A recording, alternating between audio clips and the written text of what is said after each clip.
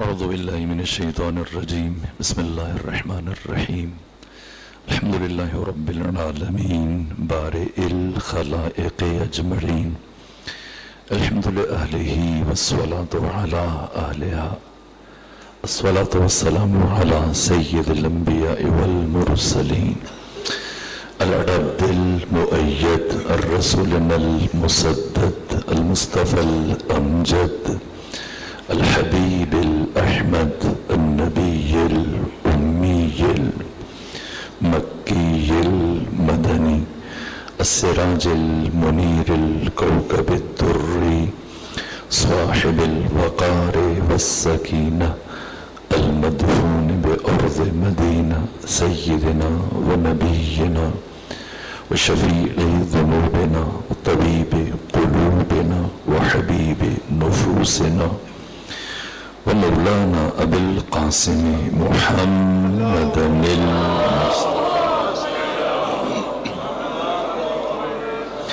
وأهل بيته الأطيبين الأطهرين الأنجبين المأسومين المظلومين ولعنة الله على أعدائهم ومنكر فضائلهم وغاصبي حقوقهم من شؤم عداوتهم إلى الآن ومن الآن إلى قيام يوم الدين.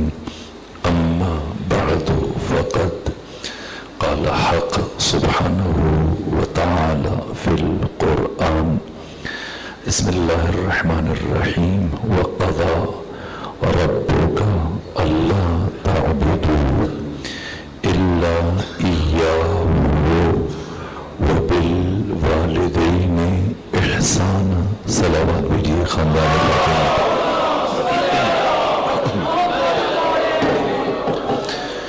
آپ کی آج کی اس مجلس ترحیم کے لیے مجھے احباب نے خواہش کی کہ میں قرآن مجید کی اس آیت کی تفسیر سے متعلق اور والدین کے حقوق، ان کی عظمت اور ان کے شرف اور ان کے مقام کو بیان کروں. وقت محدود ہے، میں کوشش کروں گا کہ چند ایک اساسی اور بنیادی باتیں اس ضمن میں آپ کی خدمت میں عرض کر سکوں.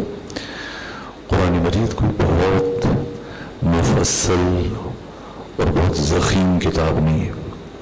نہ قرآن کی کئی جلدیں جیسے تاریخ ابن عساکر 160 جلدوں پر مشتمل ہے، بحار الانوار 110 جلدوں پر مشتمل ہے، اور اسی طرح اصول کافی ہے، باقی حدیث کی کتابیں، فقہ کی کتابیں 10-20 مجلدات پر مشتمل ہے.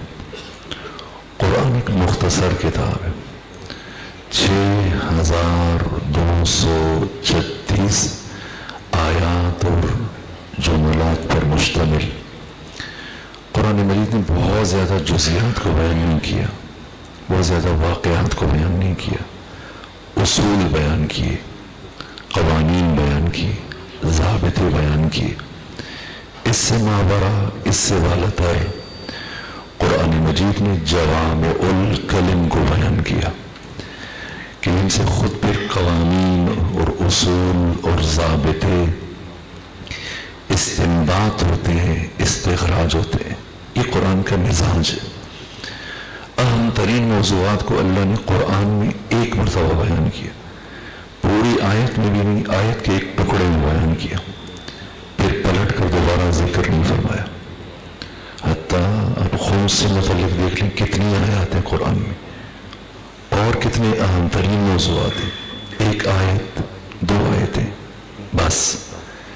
یہ قرآن کا مزاج ہے. اس کے باوجود چند ایک موضوعات ایسے ہیں کہ جنہیں اللہ نے قرآن میں بار بار بیان کیا اور تکرار سے بیان کیا. ان میں سے ایک اہم ترین موضوع والدین کا مقام، ان کی عزت، ان کی حرمت، ان کے حقوق، ان کا شرف، کہ جو انبیاء کی دعائیں ہیں اپنے والدین سے متعلق، ان کے علاوہ 14 مقامات پر اللہ نے والدین سے متعلق گفتگو فرمائی. اور عجیب یہ کہ 14 میں سے 4 مقام وہ ہیں جہاں اللہ نے اپنی توحید کے اعلان کے فوراً بعد بلا فاصلہ والدین کا ذکر کیا، اور ان 4 مقامات میں سے ایک سورہ مرک بنی اسرائیل آیت نمبر 23 اور 24۔ آپ ان 2 آیتوں کے الفاظ دیکھیے، لب و لہجہ دیکھیے، لفظوں کا انتخاب دیکھیے، آغاز اور انجام دیکھیے، اسلوب دیکھیے، آہنگ دیکھیے۔ وَقَضَى رَبُّكَ، تمہارے رب کا یہ قطعی فیصلہ ہے، حتمی فیصلہ ہے۔ یہ جو آپ قاضی کو قاضی کہتے ہیں، قاضی القضات، چیف جسٹس، ایسا جج جیسے کسی انسان کی موت کا فیصلہ سنانے کا اختیار ہے، یہ قطعیت اور حتمیت کو بیان کیا جا رہا ہے۔ وَقَضَى رَبُّكَ، تمہارے رب کا قطعی فیصلہ ہے، حتمی فیصلہ ہے۔ کیا؟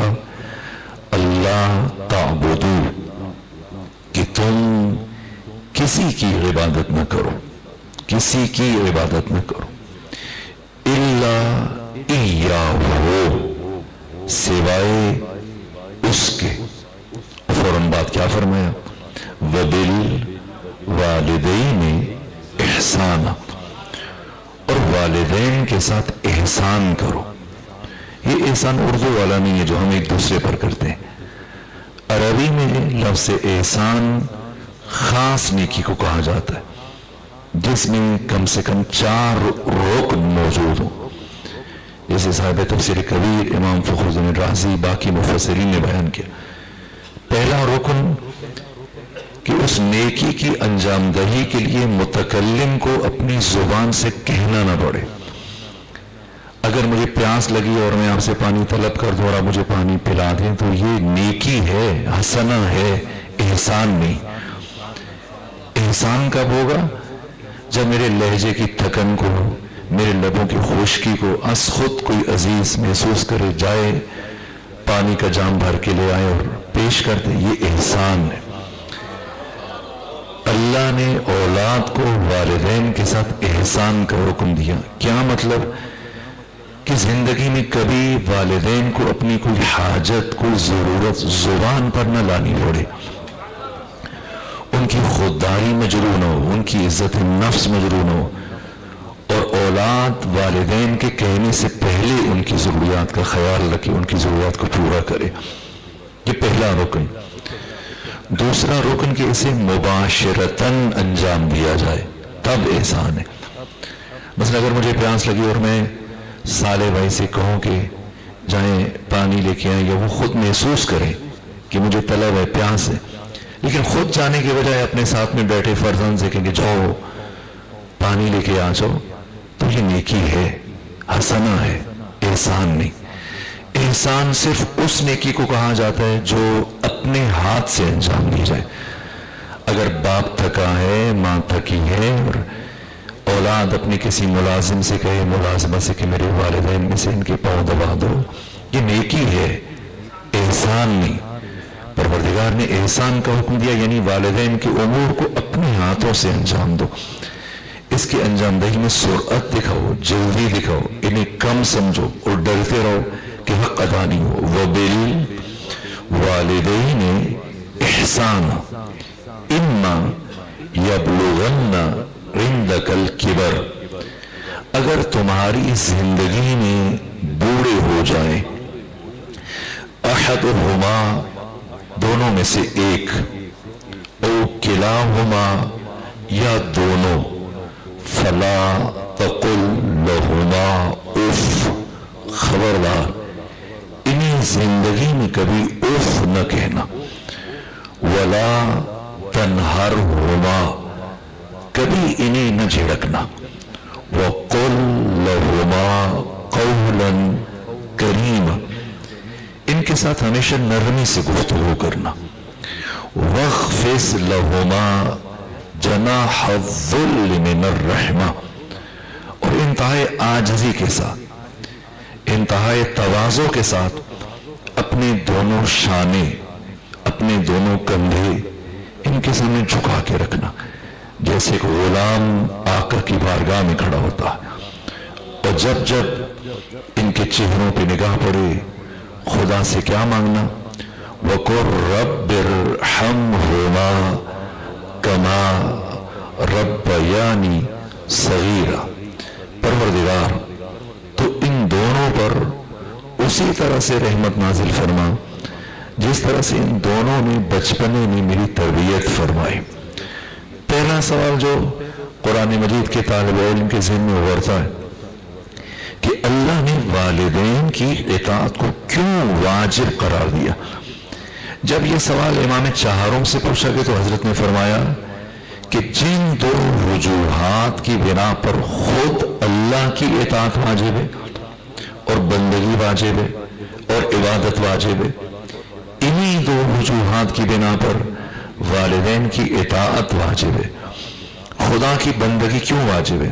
پہلی وجہ اللہ ہمارا خالق ہے، دوسری وجہ اللہ ہمارا رب ہے۔ اور امام سجاد فرماتے کہ اگر اللہ صرف ہمارا خالق ہوتا اور ہمارا رب کوئی اور ہوتا تب بھی اللہ کی بندگی واجب نہیں تھی، اور اگر ہمارا خالق کوئی اور ہوتا اور اللہ صرف ہمارا رب ہوتا تب بھی خدا کی بندگی واجب نہیں تھی۔ کیوں واجب ہے؟ خالق بھی ہے، رب بھی ہے۔ پہلے اس نے ہمیں عدم سے وجود دیا، نہیں سے ہے بنایا، پھر خلقت وجود سے آراستہ کرنے کے بعد ہمیں ہمارے حال پر نہیں چھوڑا، ہماری ربوبیت کی۔ اس لیے خدا کی بندگی اور پرستش واجب ہے۔ تو والدین کی اطاعت کیوں واجب ہے؟ امام سجاد فرماتے انہی دو وجوہات کی بنا پر۔ کیوں؟ اس لیے کہ والدین اللہ کی ان دونوں صفات کے مظہر ہیں۔ صفت خالقیت پروردگار اس کائنات میں متجلی ہوئی والدین کے ذریعے سے، صفت ربوبیت پروردگار اس کائنات میں ظاہر ہوئی والدین کے وسیلے سے۔ اگر یہ وسیلہ درمیان میں نہ ہوتا نہ ہم دنیا میں آتے، نہ ہماری پرورش اور تربیت ہو سکتی۔ یہ پہلا سوال کہ والدین کی اطاعت کیوں واجب۔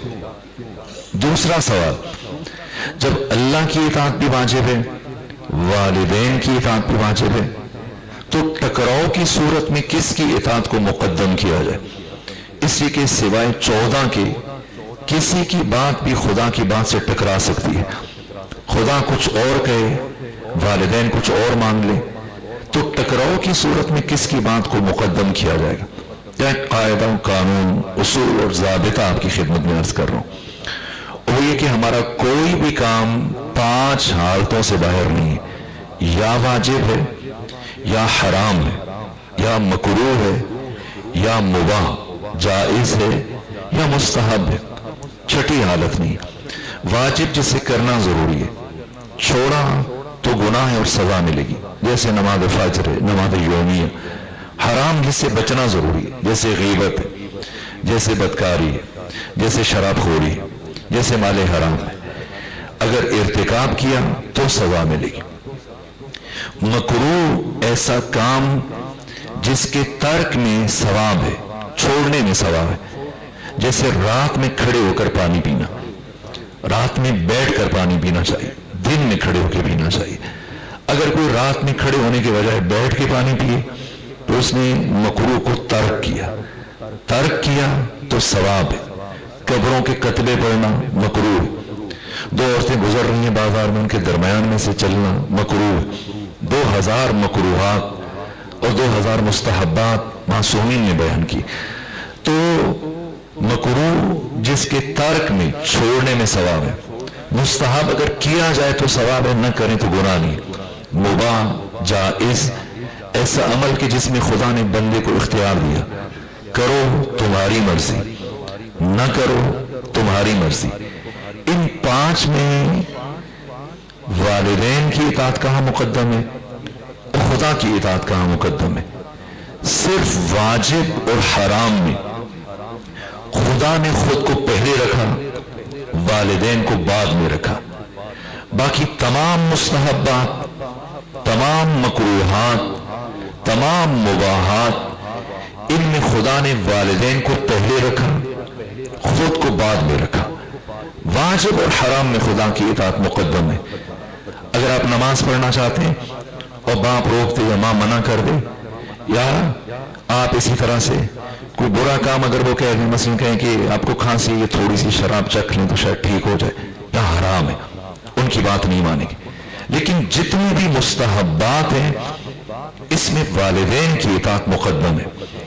مثلا نماز پڑھنا واجب ہے لیکن اول وقت میں پڑھنا واجب نہیں، تاکید ہے اور حد درجہ تاکید ہے، لیکن اول وقت میں واجب نہیں.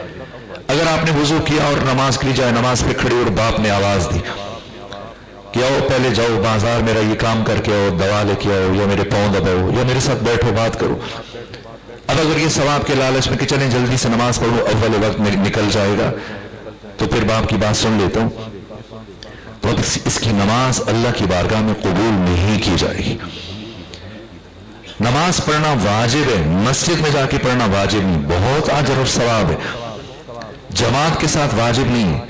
اگر باپ یا ماں روک دے کہ نہیں مسجد میں جا کے نہیں پڑھنا، جماعت کے ساتھ نہیں پڑھنا، اگر یہ ثواب کے لالچ میں اب جماعت کے ساتھ جا کے پڑھے گا، مسجد جا کے پڑھے گا، اس کی نماز اس کے منہ پہ مار دی جائے گی. نماز تہجد کا بہت اجر ہے، ثواب ہے، پاداش ہے. لیکن اگر یہ وضو کر کے کھڑا ہوا کہ نماز تہجد پڑھنے کے لیے اور باپ نے کہا نہیں میری اجازت نہیں، اب اگر یہ نماز تہجد پڑھے گا یہ گنہگار ہے. تمام مستحبات میں اللہ نے والدین کی اطاعت کو مقدم رکھا، تمام مکروہات میں، تمام مباحات اور جائز امور میں والدین کی اطاعت پہلے، اللہ کی اطاعت بعد میں. صرف واجبات اور محرمات ان میں خدا نے خود کو مقدم رکھا. واجبات میں سے بھی واجبات عینی، واجبات کفائی میں والدین کی اطاعت پہلے، جیسے نماز جنازہ ہے. اب آپ دوست کی نماز جنازہ میں شرکت کرنا چاہتا ہوں، آپ کہ نہیں میں نہیں چاہتا، جائیں. اب جائے گا یہ فعل حرام ہے، یہ گنہگار ہے. واجبات کفائی میں والدین کی اطاعت کو خدا نے مقدم کیا. یہ دوسرا سوال. تیسرا سوال یہ کہ یہ تو ہے اللہ اور والدین کی اطاعت آپس میں ٹکرا جائے. تیسرا سوال یہ کہ اگر خود والدین کی اطاعت ٹکرا جائے تو کس کی مانے، باپ کی یا ماں کی؟ تو یہاں 4 امتیاز پروردگار نے باپ کو دیے، ایک حق پروردگار نے ماں کو دیا تصادم اور تعارض اور ٹکراؤ کی صورت میں. ایک حق ماں کے ساتھ خاص ہے، 4 حق باپ کے ساتھ خاص ہے. اگر ماں اپنی اولاد کے شخصی گھر میں اس کو حق نہیں بغیر اجازت کے جائے، وہ اولاد کی اجازت لے کر جائے گی، لیکن باپ مستثنا ہے. باپ کو اپنی اولاد کے گھر میں داخل ہونے کے لیے اولاد کی اجازت نہیں چاہیے، چاہے اولاد نے خود بنایا. دوسرا فرق جو دین نے بیان کیا، باپ اپنی اولاد کا مال ان کی اجازت کے بغیر استعمال کر سکتا ہے، چاہے اس کی مقدار زیادہ ہو. یہ چوری کے زمرے میں نہیں جائے گا، زیادہ سے زیادہ قرض کے زمرے میں جائے گا. لیکن ماں کو پروردگار نے یہ حق نہیں دیا. تیسرا فرق، باپ کی قضا نمازیں اور باپ کی قضا روزے یہ بڑے بیٹے پر واجب ہے، لیکن ماں کی قضا نمازوں قضا روزے یہ بڑے بیٹے پر واجب نہیں. البتہ آیت اللہ خامنہئی کا فتویٰ ہے کہ باپ کی قضا، ماں کی قضا نمازوں قضا روزے یہ بھی بڑے بیٹے پر واجب ہے. چوتھا فرق، باپ کو پروردگار نے اپنی اولاد پر حق ولایت عطا کیا، ماں کو یہ حق حاصل نہیں. میں عام طور پر یہ جملہ عرض کرتا ہوں، ہمارے یہاں عرف میں مشہور ہے اس طرح کے محاورات کی، میاں بیوی راضی تو کیا کرے گا قاضی. اب لڑکی لڑکا آفس میں کولیگ ہیں، یونیورسٹی میں ایک ساتھ پڑھ رہے ہیں، دونوں فیصلہ کرتے کہ ہم شادی کر لیں، کورٹ میرج کر لیں، تو از خود وہ اپنا نکاح پڑھ لیتے ہیں. باقی رشتہ دار بھی شامل ہو رہے ہیں، مثلا لڑکی کی ماں بھی راضی ہے، نانی بھی، نانا بھی، تایا بھی، چچا بھی، خالائیں بھی، ماموں، بہن بھائی سب راضی ہیں سوائے باپ کے. اور چیف جسٹس فیصلہ سنائے کہ اس لڑکی لڑکے کا نکاح ہونا چاہیے، اور پرائم منسٹر یا چیف منسٹر یا پریزیڈنٹ وہ حکم دے کہ انہیں قانونی تحفظ فراہم ہو، اور پاکستان کا سب سے بڑا مفتی اٹھے اس لڑکی اور لڑکے کا نکاح پڑھائے. جس لڑکی کو اس کے باپ کی اجازت نہیں، تو اس نکاح کی شرعی حیثیت کیا ہے؟ اس کی شرعی حیثیت ہے کہ یہ نکاح نامہ اٹھائیے اور اسے پھاڑ کر ردی کی ٹوکری میں پھینک دیجیے. اس سے بڑھ کر اس کی کوئی حیثیت نہیں. یہ حق پروردگار نے باپ کو دیا، اس میں ماں شامل نہیں. حق ماں کے ساتھ خاص ہے، اس میں باپ شامل نہیں. بیک وقت ایک ہی وقت میں اگر باپ آواز دے، اسی لمحے ماں بلائے، تو کس کی طرف جائے؟ یہاں امام فرماتے ہیں کہ ماں کی طرف جائے. امام چہروں سے پوچھے تھے اس کی وجہ کیا ہے؟ فرمایا ایک تو ماں، اس نے تمہارے حمل کی زحمت کو برداشت کیا، ولادت کی سختیوں کو برداشت کیا، برابر 2 سال تمہیں دودھ پلایا، پھر نرم دل ہے، حساس ہے، اگر تم نہیں جاؤ گے تو اس کی دل آزاری ہوگی. یہاں پر ماں مقدم ہے. چوتھا سوال، کتنے حقوق ہیں جو پروردگار نے قرآن میں اور معصومین علیہ السلام نے بیان کیے؟ ان کی تعداد 80 ہے. 40 حقوق کا تعلق ہماری زندگی سے اور 40 حقوق کا تعلق ہمارے دنیا سے جانے کے بعد. یہ 80 حقوق. اولاد کو حق حاصل نہیں کہ اپنے والدین سے آگے چلے مگر ان کی جان کو خطرہ ہو. اولاد کو حق حاصل نہیں کہ اپنے والدین سے اونچی جگہ پر بیٹھے. اولاد کو حق حاصل نہیں کہ اپنی آواز اپنے والدین کی آواز سے بلند کرے. اولاد کو حق حاصل نہیں کہ وہ اپنے والدین کی بات کو کاٹے. مثلا بیٹا مجتہد بن گیا، فقیہ بن گیا، عالم بن گیا، مفسر بن گیا، پروفیسر بن گیا، ڈاکٹر بن گیا، باپ جاہل ہے، ان پڑھ ہے، اور باپ ایک لایانی اور غیر ضروری بات کر رہا ہے کسی محفل میں اور بیٹے کو اچھا نہیں لگ رہا، تب بھی دین نے بیٹے کو حق نہیں دیا کہ وہ اپنے باپ کو روکے، متوجہ کرے. پھر بیٹا اولاد اپنے والدین سے حکمن کچھ نہیں کہہ سکتا، چاہے کسی بھی درجے پر پہنچ جائے، کسی بھی سطح پہ پہنچے. التماس کر سکتے ہیں، درخواست کر سکتے ہیں. مثلا اگر باپ شوگر کا مریض ہے اور وہ حلوہ کھا رہا ہے، مٹھائی کھا رہا ہے، کوئی ایسی مضر صحت چیز کھا رہا ہے، تو بیٹا سختی نہیں کر سکتا، سامنے سے چیز اٹھا نہیں سکتا. التماس کر سکتے، بابا جان آپ یہ نہ کھائیے، آپ یہ مضر ہے. اولاد کو حق حاصل نہیں کہ اپنے والدین کے دشمنوں کے ساتھ دوستی کرے. اسی طرح سے وہ حقوق جن کا تعلق مال سے، کہ اپنے کھانے میں اگر دسترخوان پر باپ بیٹھا یا ماں، تو کھانے کا سب سے بہترین حصہ پہلے ان کے لیے نکالے، پھر خود کھانا شروع کرے. اگر حج کے لیے توفیق ہوئی، حج واجب کے لیے گیا، تو پہلے والدین کی طرف سے طواف بجا لائے. اگر عمرہ اور زیارات پہ جانے کی توفیق ہوئی تو پہلے والدین کی نیابت میں عمرہ انجام دے، اس کا اجر بڑھ جائے گا. اگر صدقہ دینے کی توفیق ہو رہی ہے تو معصوم فرماتے ہیں کہ والدین کی نیت کرے، اس سے بھی اجر ملے گا اور 70,000 گنا زیادہ صلہ ملے گا، اور اس کا یہ عمل اللہ کی بارگاہ میں قبول کیا جائے گا. اگر نماز شب کی توفیق ہو رہی ہے اور اب جن 40 مومنین جو زندہ ہیں مردہ ہیں ان کے حق میں دعا کرنی ہے، معصوم فرماتے ہیں کہ سب سے پہلے اپنے والدین کا نام لے، پھر باقی بات دوسرے مومنین کی بات کرے. اسی طرح سے ہر شب جمعہ یا عصر جمعہ والدین کی قبر کی زیارت کے لیے جائے. یہاں تک کہ معصوم فرماتے ہیں کہ ایک حج کا ثواب ہے والدین کی قبر کی زیارت کے لیے. یہاں تک کہ ایک صحابی پیغمبر گرامی اسلام کی خدمت میں حاضر ہوا، عرض کیا یا رسول دعا کرے. پیغمبر نے فرمایا میرے پاس کیوں آئے دعا کے لیے؟ عرض کیا آپ اللہ کے نبی ہیں، اگر آپ کے پاس نہیں جاؤں گا تو پھر کس کے پاس ہوں؟ فرمایا اپنے والدین کے پاس جاؤ. کہ یا رسول اللہ ان کا انتقال ہو گیا، ان کی وفات ہوگی. فرمایا تو کیا ہوا؟ ان کی قبر پر جاؤ اور ان کی فاتحہ پڑھو اور ان کی قبر کے وسیلے سے پروردگار سے دعا مانگو، پروردگار تمہارے والدین کی قبر کے وسیلے سے تمہاری مشکلات کو آسان کر دے گا.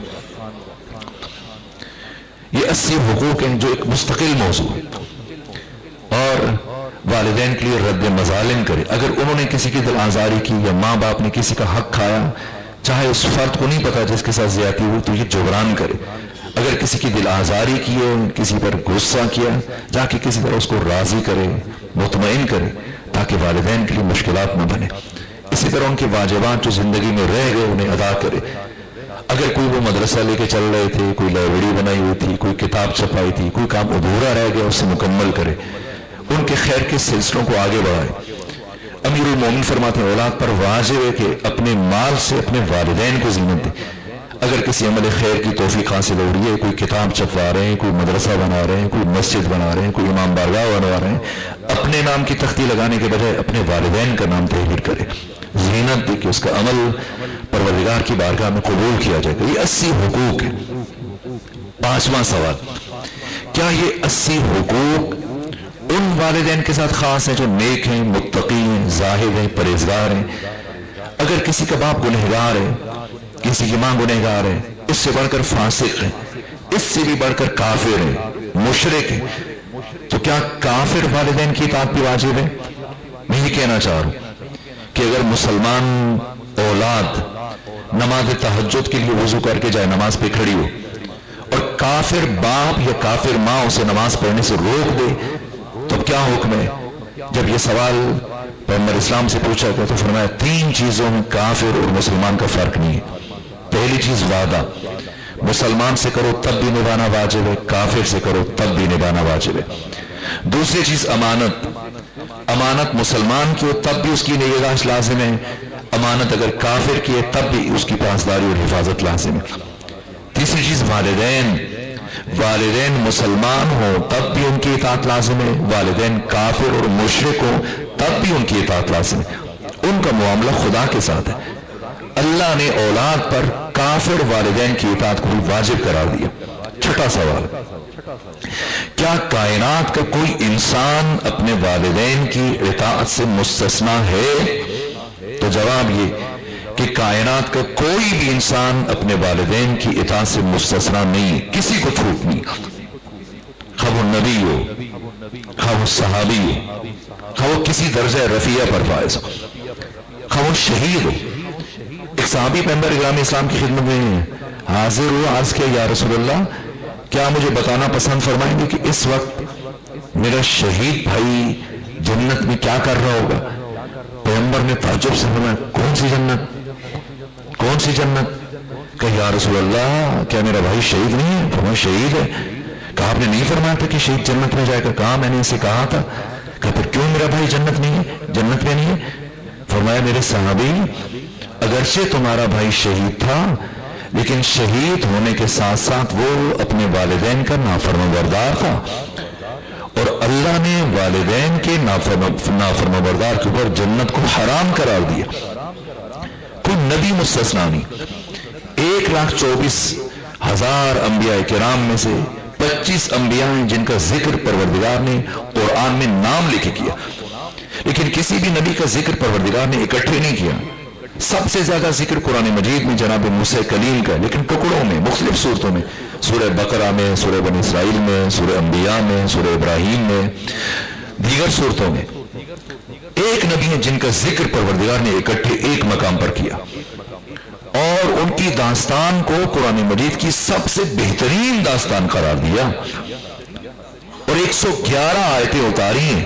کون؟ جناب یوسف علیہ وعلی نبینا علی فتحہ وسنا، اور جناب یوسف کے کردار کو سراہا اور انسانوں کے لیے بالخصوص جوانوں کے لیے نمونہ اور آئیڈیل قرار دیا۔ اتنی عزت و عظمت اور رفعت کے حامل جناب یوسف، لیکن وہ مرحلہ کہ جب چند سالوں کی جدائی کے بعد اپنے باپ یعقوب سے ملاقات کا مرحلہ آیا، اور دور سے جناب یعقوب کی نگاہ پڑی بیٹے یوسف پر، تو سواری سے نیچے اتر آئے اور سر پر دوڑنا شروع کیا۔ ادھر جناب یوسف سوار ہو کر باقی عمائلین سلطنت کے ساتھ آگے بڑھ رہے تھے۔ جب باپ کو دوڑتے ہوئے دیکھا تو سوچا کہ میں بھی گھوڑے سے نیچے اتروں یا اسی طرح سے سوار ہو کے آگے بڑھوں۔ پھر سوچا کہ حکومتی پروٹوکول کا، آداب ریاست کا تقاضا ہے کہ میں باقی افراد کا بھی خیال رکھوں جو میرے دائیں بائیں ہیں، وزیر ہیں، مشیر ہیں، گورنر ہیں، خواص ہیں، تو مجھے بھی سوار ہو کے جانا چاہیے، کسی تکبر کی وجہ سے نہیں، صرف آداب حکومت کی اور ریاست کی آداب کی رعایت کے لیے۔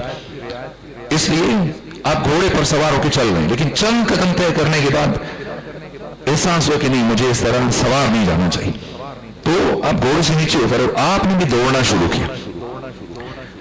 جیسے جناب یعقوب سے قریب پہنچے، اس سے پہلے کہ مصافحہ کرتے، معانقہ کرتے، گلے ملتے، پروردگار نے جبرائیل کو نازل کیا۔ جبرائیل نے جناب یوسف کو سلام کیا، اور سلام کرنے کے بعد کہا کہ اپنا دایاں ہاتھ باہر نکالیے۔ اور جناب یوسف نے جب اپنا دایاں ہاتھ باہر نکالا تو دیکھا ایک نور آسمان کی طرف بلند ہو رہا ہے۔ پوچھا جبرائیل یہ کیسا نور ہے؟ کہ یہ نور نبوت ہے۔ کہ کیا مطلب؟ کہ پروردگار نے نور نبوت کو ہمیشہ کے لیے آپ کے صلب سے واپس لے لیا۔ اب آپ خود تو نبی ہوں گے لیکن آپ کی نسل میں، آپ کی اولاد میں کوئی نبی نہیں آئے گا۔ کہ کیوں کیا ہوا؟ کہ آپ سے ترک اولا سرزد ہوا، کہ کیسا ترک اولا؟ کہ آپ نے اپنے باپ یعقوب کے احترام میں اترنے میں تاخیر کی ہے، اور پروردگار کو یہ تاخیر گوارا نہیں، کوئی نبی بھی مستثنا نہیں ہے، کائنات کا کوئی بھی فرد مستثنا نہیں۔ پروردگار نے ہر خیر کو، ہر بھلائی کو، ہر اچھائی کو، ہر نعمت کو والدین کے وجود سے جوڑ دیا۔ کیونکہ وقت ختم ہو رہا اور نماز کا وقت قریب ہے، اس لیے میں خلاصہ کروں، سمیٹوں، 20 پہلو ہیں، متعدد سوالات ہیں، ان کے جوابات ہونے چاہیے، تو اپنی گفتگو کو خلاصہ کروں۔ سینکڑوں قرآنی آیات، قرآنی احادیث معصومین اور بعض قرآنی آیات کا نچوڑ، وہ سارا میں آپ کی خدمت میں عرض کر رہا ہوں۔ اگر کوئی چاہتا ہے کہ اسے طول عمر نصیب ہو، اگر کوئی چاہتا ہے کہ اس کی زندگی میں لذت ہو، اس کی زندگی میں برکت ہو، اس کی زندگی میں خوشی ہو، اگر کوئی چاہتا ہے کہ مالی دقت اور پریشانی میں مبتلا نہ ہو، اگر چاہتا ہے کہ اسے اچانک حادثاتی موت نہ آئے، اگر چاہتا ہے کہ دوستوں اور دشمنوں کی نگاہوں میں محبوب رہے، اگر چاہتا ہے کہ وقت موت، سکرات موت کی سختیوں سے بچے، اگر چاہتے کہ قبر میں ذلت اور رسوائی سے بچے، حساب و کتاب میں نرمی برتی رہے، اگر چاہتے ہے کہ قیامت کے دن محمد و آل محمد اس کی شفاعت فرمائے، اگر یہ چاہتے کہ خود اس کی اولاد بھی اس کی مطیع اور فرمانبردار رہے، تو اس کے لیے سب سے بڑا عمل اور سب سے بڑا نسخہ والدین کی اطاعت اور والدین کی فرمانبرداری۔ اگر کوئی والدین کا فرمانبردار نہیں ہے، چاہے جتنا بڑا نمازی ہے، جتنا بڑا عبادت گزار ہے، اگر والدین کا نافرمانبردار ہے تو امام علی رضی اللہ عنہ فرماتے ہیں، جاؤ اور جا کر والدین کے نافرمانبردار کو میرا پیغام پہنچاؤ کہ حسین کا بیٹا علی تم سے ہی کہہ رہا ہے کہ جتنی عبادت کر سکتے ہو کر لو، اور جتنی نیکیاں کر سکتے ہو کر لو، اور جتنی دعائیں مانگ سکتے ہو مانگ لو، اللہ کی بارگاہ میں نہ تمہاری کوئی عبادت قبول کی جائے گی، نہ کسی دعا کو مستجاب کیا جائے گا، اور نہ ہم تمہاری شفاعت کریں گے۔ امیر المومنین فرماتے ہیں، اے ہمارے شیعوں، کوشش کرو کہ قیامت کے دن جب معشور ہو تو کم سے کم اتنا عمل لے کے آ جاؤ کہ انسانی شکل میں معشور ہو سکو، پھر تمہاری شفاعت جانے اور ہم محمد و آل محمد جانے۔ قیامت کے دن بڑا مسئلہ انسانی شکل میں معشور ہونا ہے، اور امام سجاد فرماتے کہ قیامت کے دن اکثر لوگ 9 جانوروں کی شکل میں اٹھیں گے، معصومین جانوروں کی اور درندوں کی شفاعت کے لیے نہیں، اور فرمایا والدین کا نافرما بردار قیامت کے دن گدھے کی شکل میں اٹھے گا۔ خوش نصیب ہیں وہ افراد جن کے والدین زندہ ہیں، کہ وہ والدین کی اطاعت اور خدمت کر کے اپنے بڑے بڑے گناہوں کا کفارہ ادا کر سکتے ہیں۔ یہ قرآن کی آیت ہے، ان اللہ یذہبن السیئات، اللہ انسان کے گناہوں کو ختم کر دیتا ہے، معافی کی بات نہیں، اس سے آگے مٹا دیتا ہے، گویا اس نے گناہ کیا ہی نہیں، اور اس سے بھی اوپر وَيُبَدِّلُهُمْ بِالْحَسَنَاتِ، یہ شراب پیتا رہا اور نامہ اعمال میں حج اور عمرہ اور اسی طرح سے دیگر عبادتیں لکھ دی گئی۔ یہ قرآن کہہ رہا ہے، مجاز نہیں ہے۔ ان اللہ یذہبن السیئات، گناہ ختم کر دیتا ہے، وَيُبَدِّلُهُمْ بِالْحَسَنَاتِ، صرف گناہ ختم نہیں کرتا، نیکیوں میں بدل دیتا ہے۔ پیغمبر اسلام سے پوچھا کہ یا رسول اللہ یہ کیسے ہوتا ہے، کون سا عمل ہے؟ فرمایا بر الوالدین، والدین کے ساتھ نیکی انسان کے بڑے بڑے گناہوں کا کفارہ ہے۔ خوش نصیب ہیں وہ افراد جن کے والدین زندہ ہیں، کہ ان کی خدمت کر کے اپنے بڑے بڑے گناہوں کا جبران کر سکتے ہیں، کفارہ ادا کر سکتے ہیں۔ لیکن اگر کسی کے والدین جو ان میں سے ایک کا انتقال ہو گیا تب بھی انہیں مایوس نہیں ہونا چاہیے۔ آقا فرماتے ہیں کہ بعض افراد اپنی زندگی میں والدین کی زندگی میں ان کی اطاعت کرتے ہیں، ان کی خدمت کرتے ہیں، لیکن جیسے ہی والدین کی موت ہوتی تو ان کو بھول جاتے ہیں، فراموش کر دیتے ہیں۔ ایسے افراد اللہ کی بارگاہ میں والدین کے عاق اور نافرمانبردار لکھے جاتے ہیں۔ لیکن کچھ ایسے خوش نصیب ہیں کہ جو زندگی میں حق اطاعت ادا نہیں کر پاتے، لیکن والدین کی موت کے ساتھ متوجہ ہو جاتے ہیں، اب ان کو ان حقوق کو ادا کرتے ہیں، تو یہ اللہ کی بارگاہ میں فرما بردار لکھے جاتے. بس میرے عزیزو وقت تمام ہو، 10 منٹ باقی، تو 2 جملے اور عرض کرو. اور یہ جملہ میں اکثر عرض کرتا ہوں اس لیے کہ اتنا وزنی جملہ ہے کہ اسے ہم اپنی لوح دل پہ نقش کر لیں. اس جملے کو بار بار صاحب تفسیر المیزان علامہ محمد حسین طباطبائی نے بیان کی. وہ یہ کہ ہم انسان پیدا نہیں ہوئے بلکہ ہم انسان بننے کے لیے پیدا ہوئے. ابھی جو ہمیں انسان کہا جاتا ہے مجازن انسان کہا جاتا ہے، قیافہ انسانوں والا، جلد ہے، کھال ہے، حیات انسانوں والی. حقیقتاً کیسے انسان بنتا ہے؟ محققین نے، علماء نے، فقہاء نے، علماء اخلاق نے 6 عوامل بیان کیے، 6 فیکٹرز انسان سازی کے. 3 ہڈن فیکٹرز ہیں اور 3 اوپن فیکٹرز ہیں. 3 عوامل خفی اور 3 عوامل جلی. عوامل خفی توفیق، دعا، توارث صفات، جینز. عوامل جلی والدین، استاد، سماج، سوسائٹی، معاشرہ. ان 6 عوامل میں سے قوی ترین عامل علماء اخلاق نے جو بیان کیا والدین، اور والدین میں سے بھی قوی ترین عامل ایک ماں کا وجود ہے. ماں انسان سازی کا کارخانہ ہے، ماں انسان سازی کی فیکٹری ہے. اس لیے پیغمبر اسلام نے فرمایا کہ جنت ماں کے قدموں کے نیچے ہے، لیکن جنت ہر ماں کے قدموں کے نیچے نہیں ہے. جنت صرف ایسی ماں کے قدموں کے نیچے ہے جو اپنی اولاد کو جنتی بنانے کی صلاحیت رکھتی ہیں، ورنہ اکثر مائیں اپنی نسلوں کو اور اولاد کو جہنم کی طرف لے کے جا رہی ہیں. اسی یہ جملہ میں جوانوں کی عرض کروں. پیغمبر اسلام نے فرمایا میرے صحابہ مزبلہ سے بچو. عرض کیا یا رسول اللہ مزبلہ سے کیا مراد؟ فرمایا ایسا خوبصورت پھول جو دیکھنے میں بہت خوشنما ہے لیکن کسی گندی اور نامناسب جگہ پر ہوگا ہے. عرض کیا آپ کیا کہنا چاہ رہے ہیں؟ فرمایا ایسی حسین اور خوبصورت عورت جو دیکھنے میں بہت بھلی لگتی ہے لیکن اس کی پرورش اور تربیت کسی ناشائستہ خاندان میں ہوئی، یہ تمہاری نسل اور تمہاری اولاد کے لیے اچھی ماں بننے کی صلاحیت نہیں رکھتی. تاریخ انسانی میں جتنی بڑی بڑی شخصیتیں، اگر آپ ان کی عظمت اور کمال کا رمز و راز دریافت کرنا چاہیں تو سب سے بڑا فیکٹر ایک ماں کا کردار نظر آئے گا. 8,500 سالہ انسانی تاریخ میں اب تک یہ بشر انسان 21 تہذیبیں گزار چکا ہے. ایک عیسائی خاتون کے جملے ہیں اور علامہ تقی جعفری نے اپنی کتاب حسین ابن علی شہید فرہنگ پیشرو بشریت میں جملے تحریر کی. کہا کہ اب تک 8,500 سالوں میں انسان 21 تہذیبیں گزار چکا ہے، 21 تمدن.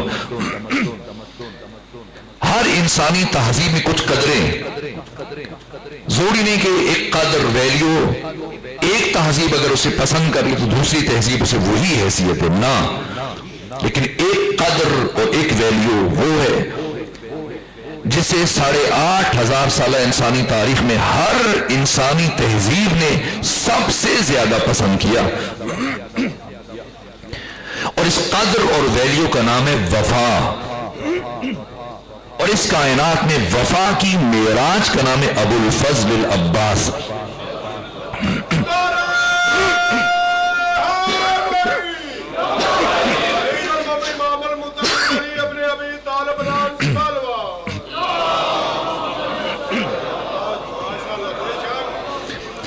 یہاں تک اس عیسائی خاتون نے کہا کہ وجود مبارک ابو الفضل العباس کسی مکتب اور کسی فرقے اور کسی گروہ کی میراث نہیں.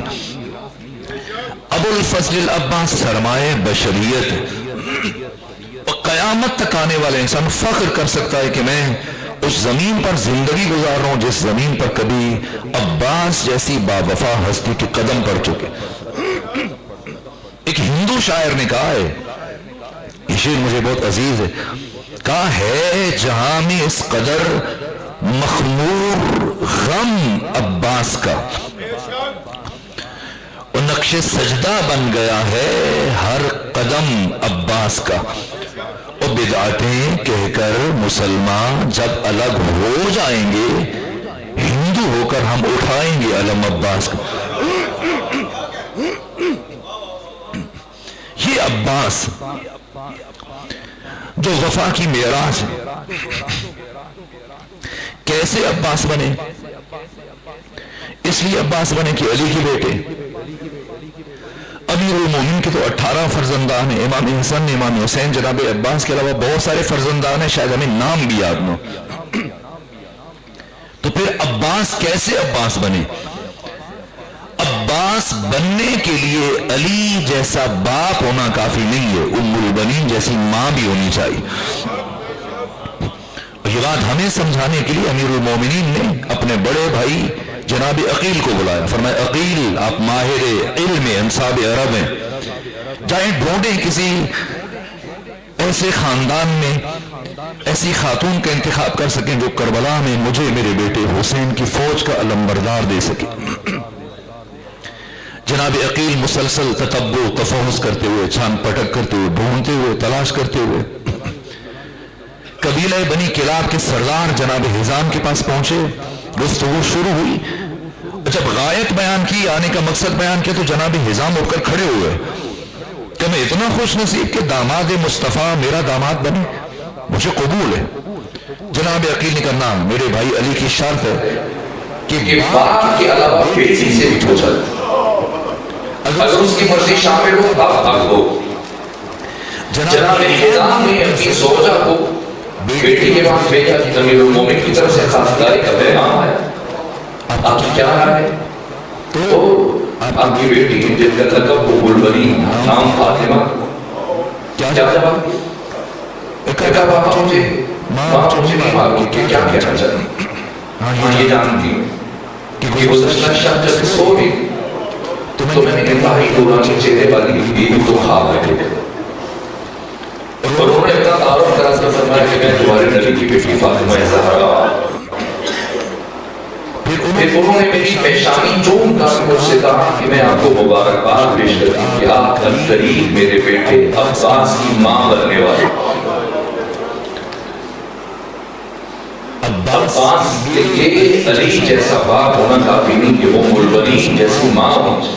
کیا عجیب کردار، وقت ہوا اور مقصد دوسرے مزید رکھ پھر آپ دعا جناب ام البنین آئی اور امام حسن، امام حسین، زینب الصغریٰ، زینب الکبریٰ آگے بڑھ کے استقبال کیا، سب نے ماں کہہ کے بولا۔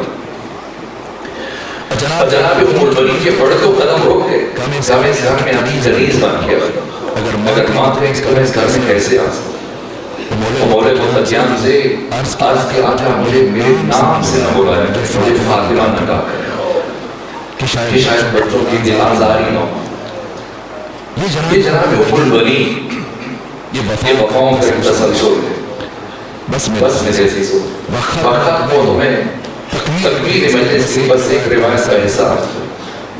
ان روایتوں میں دیکھا کہ ایک دن امیر المومنین جب اپنے بیت الشرف میں داخل ہوئے تو دیکھا کہ جناب ام البنین گھر کے سین میں اضطراب کی کیفیت میں چل گئی، سلام کیا، کہا ام البنین آپ اس طرح سے بے چین کیا ہو؟ کہا بہت وقت گزر گیا، عباس گھر سے باہر ہے، واپس نہیں۔ حضرت نے فرمایا اس وقت سو کے نہیں آ جائیں گے، کہا حاصل نے مدینہ سے ڈرتا کوئی میرے بیٹے عباس کو نقصان نہ پہنچا دے۔ آقا اگر آپ کی باعث سے زحمت ہو تو آپ ابو الفضل عباس کو تلاش کر کے لے آئیں۔ ام البنین کی خواہش کے احترام میں علی چلے کام پہنچے جنت البقیع کی طرف۔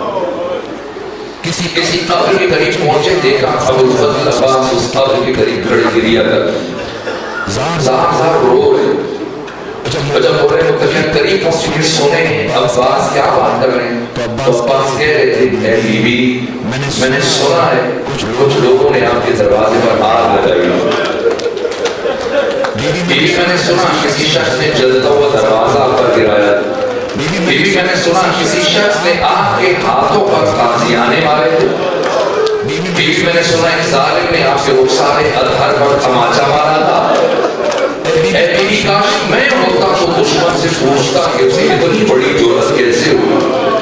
اللہ لعنت اللہ علی القوم الظالمین وسيعلم الذين ظلموا من يقولون لن يكون ہماری عبادت کو عبادت قبول فرما پروردگار ہمارے ذکر کے لیے اپنی بارگاہ سے عظیم قرار دے پروردگار اس ذکر کے ثواب تمام مؤمنین کی زندگی سارا ثواب کی برپا کی ان کی ارواح کو ایصال فرما ان کے درجات کو بلند فرما ان کی آخرت کی مشکلات کو آسان فرما عالم برزخ کی آسانیاں فرما انہیں شفاعت محمد والے محمد نصیب فرما ہمارے گناہوں کو معاف فرما ہمارے آباء و اجداد کے گناہوں سے درگزر فرما ہم سب کو نیک تقویٰ کو عطا فرما ہمیں قرآن پڑھنے قرآن سمجھنے قرآن پر عمل کر قرآن کی تعلیمات کو معاشرے میں عام کر توفیق عطا فرما جو بیمار شفا عطا فرما جو پریشان والے پریشان دور فرما جو بے اولاد رہنے والے ساتھ نصیب فرما غزہ کے لیے دیگر مسلمان کے مختلف مقامات بے کسی اور پریشانی کی زندگی گزار پروردگار سب کی حفاظت فرما ہمیں عزت و اتحاد نصیب فرما امام زمان سے کسی کی حفاظت فرما ہمیں بھی عاقبت سے پڑھنے کی توفیق عطا فرما جملہ مومنین مومنات جو اسلام ایسے مومنین کی جو فاتحہ پڑھنے والا تمام ملک میں سورہ فاتحہ سورہ اخلاص